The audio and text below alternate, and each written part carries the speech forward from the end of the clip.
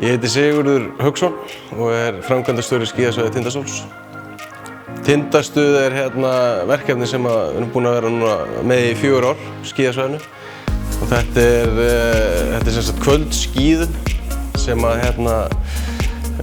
með lifandi tónlist.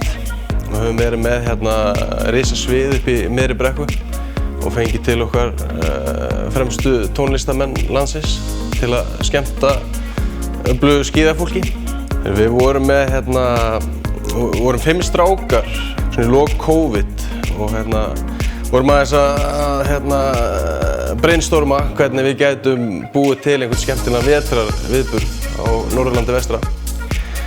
Og 2 félagar minnar eru í tónlistarbransanum og mér hefur alltaf langað til að halda tónleika í miðri brekku. Og þannig byrjaði þessi hugmynd og við ákveðum að slá til. Uppbyggingarsjóðurinn hefur verið okkur mjög mikilvægur. Þetta er einn af okkar stærstu styrktaraðilum í þessu verkefni og hafa verið með okkur frá því að við byrjum á þessu. Og ég hugsa að við hefðum ekki komið þess á lappirnar ef við hefðum ekki fengið þennan styrk. Já, ég hugsa að framtíðin sé björt. Ég held að þetta sé mikilvægt verkefni, bæði til að draga fjölskyldur norður í eitthvað skemmtilegt öðruvísi. Þetta er yfir vetrarmánuðina og það er alltaf gaman að komast í fjöllin.